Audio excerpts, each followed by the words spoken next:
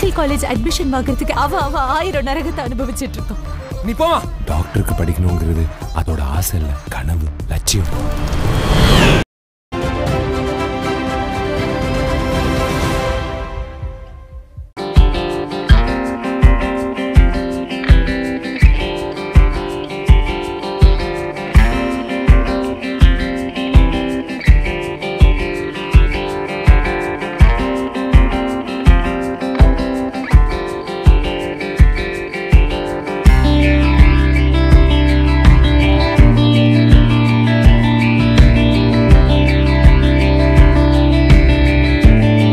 ரெட்டை தலை செமையாக இருக்குது டைட்டில். ஆக்சுவலாக தமிழ்நாட்டில் 2 தலை ரொம்ப ஃபேமஸானவங்க. ஒன்று அஜித் அண்ட் தோனி. ஒரே ஓவர் நைட்டில், அதாவது ஒரே மேடையில் நீங்கள் வந்து ரெட்டை தலை ஆகிட்டீங்க. ஸோ இது எப்படி ஃபீல் பண்ணுறீங்க? இதுக்கு எந்த அளவுக்கு உங்களுடைய உழைப்பை கொடுக்கறதுக்கு முடிவு பண்ணியிருக்கீங்க? Thank you so much. டைட்டில் ரொம்ப நல்லா இருக்குன்னு சொன்னதுக்கு ரொம்ப ரொம்ப நன்றி. அண்ட் நாங்கள் எல்லாருமே இந்த டைட்டில் கேட்டோன்னா அவ்வளோ ஒரு எக்ஸைட்டட் ஆனோம். நீங்கள் சொன்ன மாதிரி தலைன்றது something it's a very very powerful, தமிழ்நாட்டில் ஒரு பவர்ஃபுல் வேர்ட். ஸோ இந்த கதை வந்து ஆக்சுவலாக it needed that powerful title. ஏன்னா அந்த 2 கேரக்டர்ஸுமே அந்த மாதிரி அமைச்சிருக்காரு திருக்குமரன் சார். நிறைய ஒர்க் பண்ண வேண்டியது இருக்குது. இப்போ நீங்கள் அந்த ஃபர்ஸ்ட் லுக்கில் பார்க்கும் போதே உங்களுக்கு தெரியும். ஸோ ஒவ்வொரு விஷயமும் மெனக்கடல் இருக்குது இந்த படத்தில். என்னோட பர்ஃபார்மன்ஸ்லையும் சரி, it's going to be a challenge and I am looking for it. So Thirukumaran sir கூட ஸ்டார்ட் பண்ணி, பிகாஸ் நம்ம ஃபோட்டோ ஷூட்லேயே எனக்கு தெரிஞ்சுது அவரோட அந்த இன்வால்மெண்ட் இல்லை. அது ஒரு ஏனோ தானோன்னு பண்ணாமல் ஒவ்வொரு விஷயமும். ஏன்னா அவர் வந்து கீழே உட்காந்துட்டு சில இந்த போஸ் எல்லாம் பார்த்து விரல காலெல்லாம் அட்ஜஸ்ட் பண்ணிக்கிட்டு இருந்தார். ஏன்னா அது வந்து ஒன்று வந்து தனியாக எடுக்கணும், இன்னொன்று வந்து கரெக்டாக இருக்கணும். ஸோ அதை மேட்ச் பண்ணுறதுக்காக என்ன வந்து அட்ஜஸ்ட் பண்ணிட்டு இருப்பார். ஸோ அதுலேயே தெரிஞ்சது that involvement he has. So நிச்சயமாக இட் பி அ குட் எக்ஸ்பீரியன்ஸ்னு நினைக்கிறேன். Waiting for it. Starting this month 29th ஆரம்பிக்கிறோம். So it's going to be a good journey. ஏன்னா அஃபிஷியலாக அவர் வந்து ஏஆர் முருகதாஸ்டன் அந்த டைட்டில் வாங்கிட்டாரு. பட் அன்அஃபிஷியலாக நீங்கள் ஜஸ்டிஃபை பண்ணணும் இந்த டைட்டிலுக்கு. அது நிச்சயமாக அதுக்கு தான் நாங்கள் உழைக்க போகிறோம். And thank you Murugadoss sir. ஏன்னா கிட்டத்தட்ட 10 வருஷமாக அந்த டைட்டில் வச்சுருந்தாருன்னு சொன்னாங்க. So thank you Murugadoss sir once again for giving this title for us. I think we will do justice to it. Thank you. And Bobby Balachandran sir ஆக்சுவலாக வாழ்த்துக்கள். உங்களுடைய பயணம் ரொம்ப வெற்றிகரமாக அமைகிறதுக்கு வாழ்த்துக்கள். பொதுவாக வந்து நார்த் இந்தியாவில் பார்த்தீங்கன்னா நிறைய சாதனையாளர்கள் இருக்காங்க. அவங்கள பற்றி பயோபிக்லாம் நிறையா வந்திருக்கு. பட் எங்களுக்கு தெரிஞ்சு இப்போ உங்கள் இந்த மேடையில் பார்த்தா நீங்களே ஒரு பெரிய சில பற்றின ஒரு பயோபிக் கூட எடுக்கலாம் அப்படின்ற அளவுக்கு நீங்கள் நிறைய பண்ணிகிட்ருக்கீங்கன்னு தோணுது. ஏதாவது கன்சிடரேஷன் ஏதாவது இருக்கா? எடுப்பீங்க ஃப்யூச்சரில்? Thank you so much. I mean, for the compliments. நிறைய பேர் அது கேட்டிருக்காங்க. ஆனால் இப்போ வந்து ஃபோக்கஸ் பண்ணி நம்ம என்னென்ன அக்காம்ப்ளிஷ் பண்ண முடியும் லைஃப்லங்கிறத வந்து, அதாவது லைக் நான் சொன்ன மாதிரி எனக்கு வந்து நம்ம எல்லாம் பண்ணுறது வந்து இட் ஷுட் பி ஹொலிஸ்டிக்காக சொசைட்டிக்கு நல்லதாக இருக்கணும். வெதர் இட்ஸ் கிரியேட்டிங் ஜாப்ஸ், இல்லாட்டி மற்றவங்கள நம்மளுடைய சக்ஸஸ் வச்சு மற்றவங்க ஹெல்ப் பண்ணுறது, அது வந்து that's what I want to focus on like globally.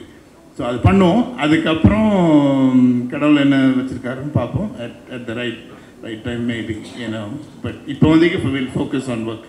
வாழ்த்துக்கள். அருண் சார், கிருஷ்ணா, அருண் சார் உங்களுக்கு இங்கே கொஞ்சம் மைக்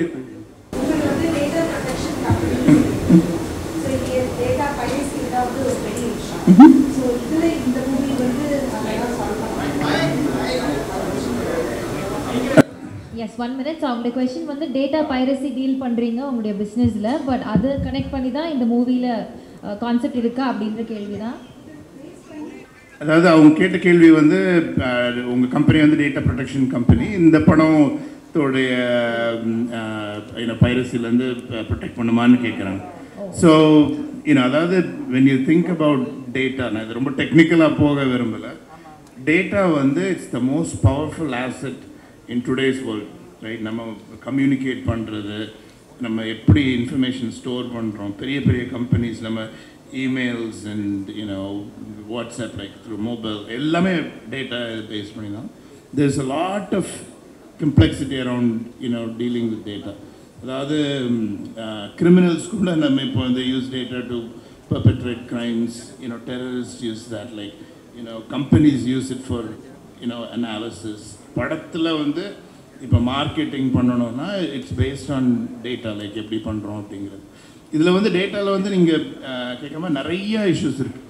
டேட்டா ப்ரைவசி ஒரு ரொம்ப இம்பார்ட்டண்ட்டான ஒரு இது. இப்போ இந்தியாவில் பார்த்தீங்கன்னா நிறைய லாஸ் வருது. இப்போ உங்கள் இன்ஃபர்மேஷன் வந்து ஒரு பேங்க்கில் வச்சு கொடுத்துருக்கீங்க, அதை வந்து யாருக்கு கொடுக்கலாம், யாருக்கு கொடுக்கக்கூடாது. நீங்கள் வந்து ஒரு பிளெயினில் போகிறீங்கன்னா அதாவது அதுக்கு உங்கள் இன்ஃபர்மேஷனை வந்து நம்ம இன்ஃபர்மேஷன் வந்து எல்லா இடத்துலையும் இருக்குது. இப்போ பார்த்தீங்கன்னா பேங்க்கில் இருக்குது, லைக் ஒரு ஸ்டோரில் போய் வாங்கினீங்கன்னா அதில் இருக்குது, நீங்கள் என்ன இன்ஃபர்மேஷன். ஸோ இது எல்லாத்தையும் வந்து எப்படி ப்ரைவசியில் ஃபோக்கஸ் பண்ணுறது, வேறு யாராவது வந்து ஹேக் பண்ணி இப்போ வந்து உங்களை ஹேக் பண்ணுங்கிறது இல்லை. பேங்க்கில் வந்து நீங்கள் உங்கள் இன்ஃபர்மேஷன் எல்லாம் கொடுத்துருப்பீங்க, உங்கள் அப்பா பேர் என்ன, உங்களுக்கு என்ன அசெட்ஸ் இருக்குன்னு, if you had gotten loan, அது வேறு யாராவது ஹேக் பண்ணாலும் இது அது பிரச்சனையாயிரும், அதோடைய protection.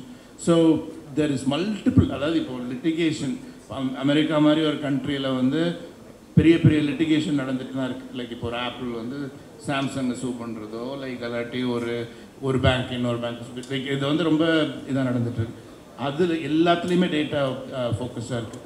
When you come, so இது மல்டிபிள் ஆஸ்பெக்ட்ஸ் இருக்குது. இதை சால்வ் பண்ணுறதே வந்து ரொம்ப ஈஸி கிடையாது. இப்போ நீங்கள் இந்த huge amount. So when it comes to movie privacy, அது பைரசி, இது வந்து I believe in intellectual property. N business வந்து ஐபி பேஸ்ட் இது தான். இப்போ மூவி இந்த இதுவும் ஐபி பேஸ்டு தான். ஸோ இதை வந்து அதை வந்து ஃபுல்லாக அவாய்ட் பண்ண முடியுமானா அது வந்து இட்ஸ் எ டஃப் ஜாப் தான். அது வந்து பண்ண முடியாது. we can minimize it, but ஃபுல்லாக I wouldn't say like எங்கள் சாஃப்ட்வேர் வந்து piracy of movies இது பண்ணுவான்லாம் இல்லை. because we are focusing on like very very critical, mission critical stuff. ஒரு டெரரிஸ்ட்டை பிடிச்சாங்கன்னா அவங்க என்னெல்லாம் பண்ணிகிட்டு இருக்காங்க, நாட்டை எப்படி காப்பாற்றுறது, அதில் உள்ள இது அது மாதிரி நிறைய டிஃப்ரெண்ட் காம்ப்ளெக்சிட்டிஸ் இருக்குது. பட் இதுக்கு வருவோம். இப்போதைக்கு அதில் இதில் we are not working on it, but like there's a lot of opportunity there. கிருஷ்ணருக்கு ஆக்சுவலாக உங்கள் குருநாதர் வந்து ஒரு பேர் வச்சார், ஃபஸ்ட்டு டைட்டில் ஒன்று வச்சார், அது அஜித் சாருக்கு. இன்றைக்கும் தமிழ்நாட்டில் தலைன்னா பெரிய அளவுக்கு ஒரு சத்தம் வரும். ஸோ அந்த குருநாதரே சிஷியனுக்கு ரெட்டை தலைன்னு கொடுத்துருக்காரு. ஒருவேளை அருண் விஜய் அவர்களுக்கு இது ஒரு ரவுண்டு வருமோ? அந்த நம்பிக்கை அவருக்கு ரொம்ப இருந்திருக்கு. அதனால தான் கேட்டன்னு கொடுத்தாரு. ஏன்னா அவர் இதுக்குன்னு ஒரு கதை வச்சுருந்துருப்பார், ஒரு டைட்டிலும் கரெக்டாக வச்சுருந்தார். இந்த கதையும் அவருக்கு தெரியும். இந்த இந்த இந்த இந்த கதை தெரிஞ்சதுனால தான் சரி இதுக்கும் ஆப்டாக இருக்கும், இப்போ இவனுக்கு இது தேவை இமீடியட்டாக அப்படிங்கிறதுனால கேட்டனும் கொடுத்தாரு. சாருக்கும் ஃபோன் பண்ணி சொன்னார், சார் இந்த மாதிரி கேட்டாங்க, கொடுத்துருக்கேன் அப்படிங்கிறதையும் சொன்னார். இல்லை, அஜித் சார் வந்து தலைன்ற பேரை வந்து ரிமூவ் பண்ணிட்டார். ஸோ ஒருவேளை அருண் விஜய் அவர்களுக்கு வருங்காலத்தில் தலை அப்படின்னு போட ஆரம்பிச்சிருவீங்களா? இதுதான் உங்கள் விருப்பம்னா அது நிறைவேறி தானே தீரணும். ப்ரொடியூசர் சார் கிட்ட ஒன்று கேட்கணும். ப்ரொடியூசர் சார், ஆக்சுவலாக எல்லாருமே படம் எடுக்கிறதுக்கு வெளிநாட்டிலேருந்துலாம் வராங்க, நம்ம தமிழர்கள் தான். ஆனால் ஒரு புதுசாக இங்கே நிறைய நடிகர்கள் சுற்றிட்டு இருக்காங்க, நடிக்கணும் சாதிக்கணும் அப்படின்னு சொல்லிட்டு. ஆனால் நம்ம எடுக்கிறது எல்லாமே வந்து ஃபெமிலியரான ஆர்டிஸ்ட்டாக வச்சு எடுத்துகிட்ருக்கோம். ஏன், எதனால்? புதுமுகங்கள் நடிக்க மாட்டாங்க, அவங்களால ஜெயிக்க முடியாதுன்னா? அப்படி கிடையாது. லைக் அதாவது மூவி இண்டஸ்ட்ரிங்கிறது ஒரு பெரிய கடல் மாதிரி. ஸோ நான் வந்து இப்போது ஆரம்பிச்சிருக்கோன்னா ஒரு போர்ட்ஃபோலியோவை பில்ட் பண்ணுறோம். போர்ட்ஃபோலியோனா எல்லா டிஃப்ரெண்ட் டைப். நீங்கள் இப்போ கேட்டிங்கன்னா, நீங்கள் வந்து ஏன் இன்னும் ஒரு ரொமான்டிக் கதை எடுக்க மாட்டேங்கிறீங்க, எல்லோரும் ஹாரர், அப்படி கிடையாது. இது எல்லாத்துக்குமே ஒரு டைம் இருக்குது. ஸோ நாங்கள் அந்த போர்ட்ஃபோலியோவில் எப்படி இருக்குன்னா, okay first movie mean you start somewhere and move on. Demonte colony அந்த ஹாரர் சைட், இது அஜய் ஞானமுத்து இங்கே வந்திருக்காரு. அதாவது அந்த அளவுக்கு ஒரு பவர்ஃபுல்லான ஸ்டோரி, பவர்ஃபுல்லான விஷுவல்ஸ், அது வந்து we felt we had to bring it to the table. இப்போ எப்படி போயிட்டுருக்குன்னா ஃபுல்லாக பைப்லைன் பில்ட் பண்ணியிருக்கோம். ரொமான்ஸ் எல்லாத்தையும் கேட்டகரைஸ் பண்ணி வச்சுருக்கோம். அதுக்கப்புறம் இன்னொன்று நீங்கள் கேட்ட கேள்வி ரொம்ப ரொம்ப இம்பார்ட்டண்ட்டான கேள்வி. I believe in giving opportunities to people. இப்போ எக்ஸ்ட்ரோங்கிற ஒரு கம்பெனி ஆரம்பிச்சு நான் இப்படி நடத்திட்டு இருக்கேன்னா, நான் படித்த காலேஜில் உள்ள மக்களை நான் ஹையர் பண்ணுவேன். லைக் ஐ மீன் ஃப்ரெஷர்ஸாக ஹையர் பண்ணி க்ரோ பண்ணி, there are people who started as freshers who are VPs in our company. So அந்த க்ரோத் வந்து எனக்கு ரொம்ப இம்பார்ட்டண்ட்டான க்ரோத் எல்லாருக்கும் கொடுக்கணும் அப்படிங்கிறது தான் என் கோல். ஸோ அது மாதிரி நியூ ஆர்டிஸ்ட்ஸ் அண்ட் டெக்னீஷியன்ஸ்க்கு நம்ம எங்கள் கம்பெனி வந்து கண்டிப்பாக வில் கிவ் ப்ரெஃபரன்ஸ். ஸோ வந்து அதுக்கு வந்து உடனே நம்ம வந்து குதிச்சுட்டு அப்படி பண்ண முடியாது. இப்போ கம்பெனிக்குன்னு ஒரு brand we are building right now. So இப்போ வந்து when we are building the brand, அதாவது என் விஷன் வந்து ரொம்ப சிம்பிளுங்க. லைக் அதாவது பிடிஜி யூனிவர்சல்னா கன்சிஸ்டண்ட்டாக they know how to give amazing movies and produce great content. அப்படிங்கிற ஒரு பிராண்ட் எஸ்டாப்ளிஷ் பண்ணுறது ரொம்ப இம்பார்ட்டன்ட். இப்போ ஆப்பிள்னு ஒரு எக்ஸாம்பிள் எடுத்துட்டிங்கன்னா, இப்போ ஐஃபோனுங்கிற ஒரு ப்ராடக்ட் வந்து ஆப்பிளுங்கிற ஒரு பிராண்டை வந்து எஸ்டாப்ளிஷ் பண்ணுறதுக்கு ரொம்ப ஹெல்ப் பண்ணியிருக்குது. இப்போ ரெண்டுத்துக்குமே வந்து ஓகே, ஆப்பிள் வந்து ஒரு ப்ராடக்ட்டை லான்ச் பண்ணால் என்ன நினைக்கிறாங்க எல்லோரும்?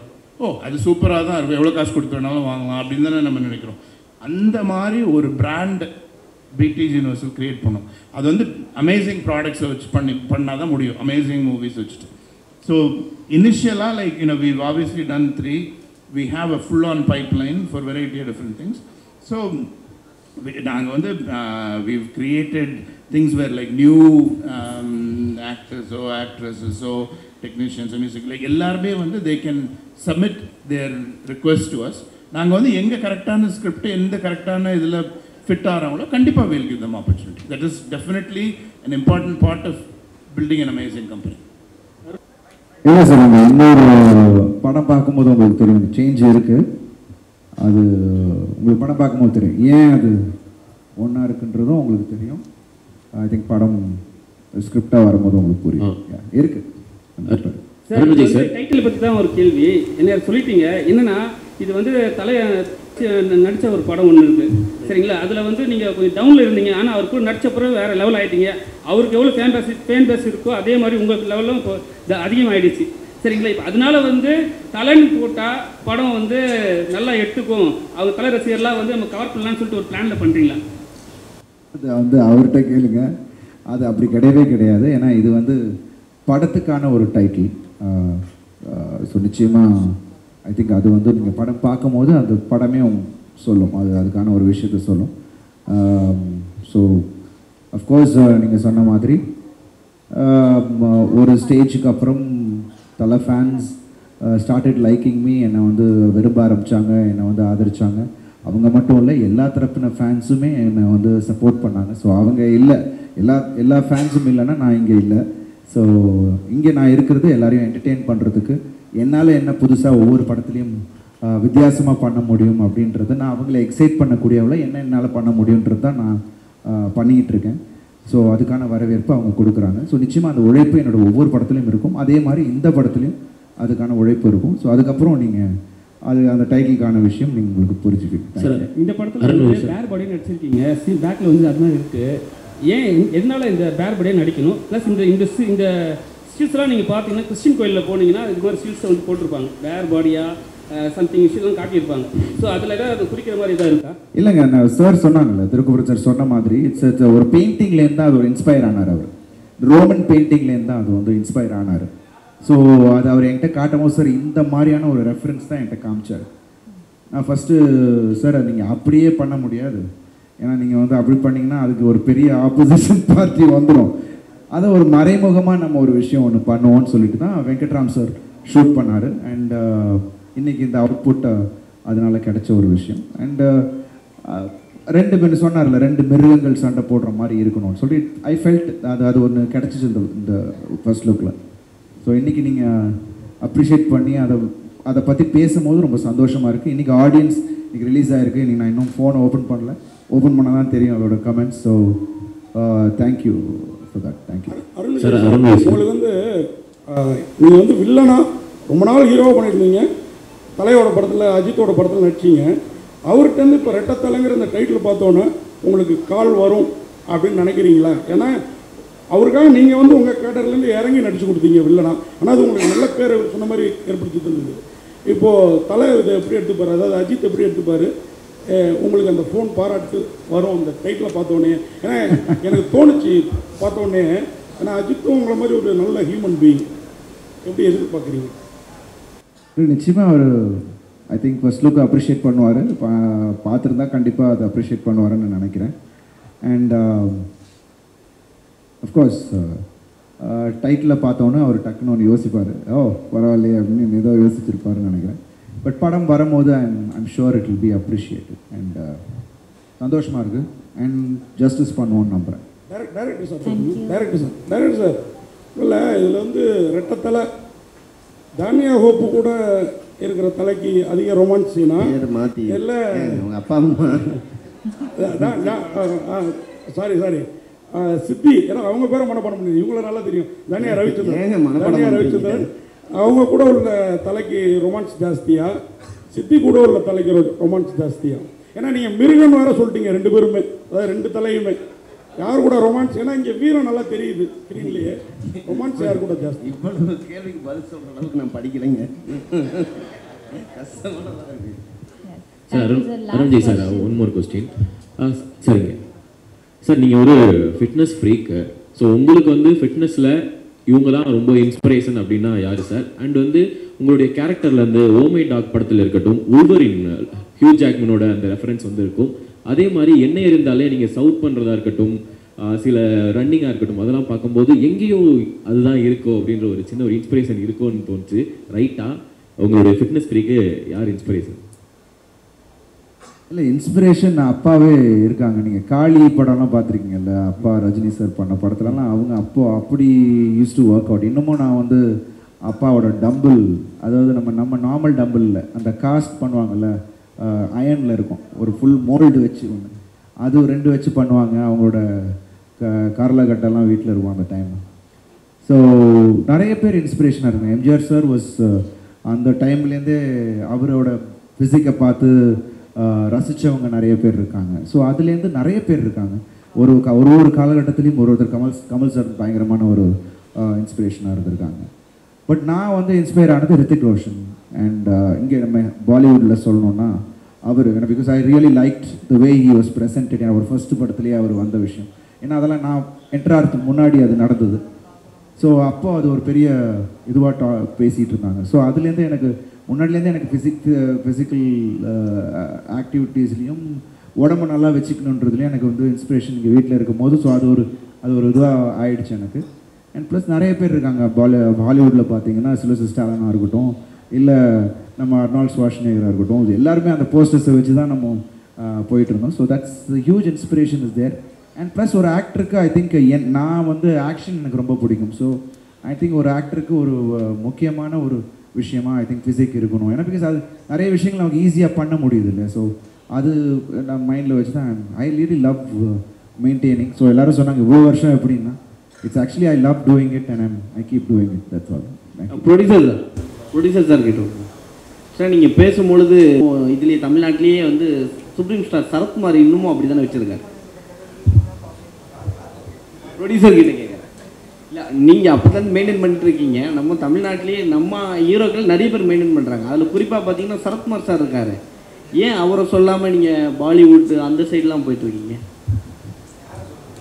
ப்ரொடியூசர் வந்து சொன்னார், பாடி ஃபிட் கேள்வி சரியாக புரியல, கொஞ்சம் ரிப்பீட் பண்ண. இல்லை ஆக்சுவலாக பாடி ஃபிட்னஸ் வந்து நல்லா வச்சுருக்க ஹீரோ வந்து அருண் விஜய் வச்சுருக்காரு அப்படின்னு சொன்னார். அதுக்கு பிறகு யார் வச்சுருக்காங்க அப்படின்னு பார்த்தீங்கன்னா பாலிவுட்டில் சல்மான் கான் அந்த மாதிரி சொன்னார். நம்ம தமிழ்நாட்டிலேயே நிறைய பேர் வச்சுருக்காங்களே, அதை ஏன் சொல்லாமல் விட்டீங்கன்னு தான் கேட்குறேன். அவர் அதை பற்றி பேசலை. இன்னொன்று, இந்த விஷயத்தில் நாங்கள்லாம் ரொம்ப தெளிவாக இருக்கோம். அதாவது எங்களுக்கெல்லாம் நாங்கள் சரத் சார் அப்படிங்கிறத விட சரத் அண்ணான்னு கூடுவோம்.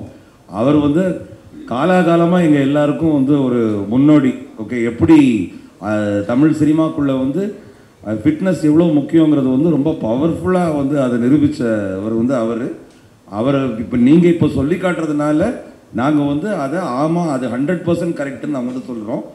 அருணை பற்றி பேசுனதுனால வேறு யாரையும் இக்னோர் பண்ணியும் மருத்துவம் இது வந்து பேசவே இல்லை. 100% ஒத்துக்கிறோம். லாஸ்ட் क्वेश्चन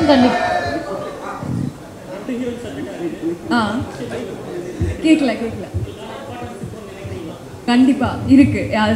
கதை கேட்டு பண்றோம், பட் கண்டிப்பா இருக்கு. அது நீங்க பார்த்தா உங்களுக்கு தெரியும். 100% ஷூர்.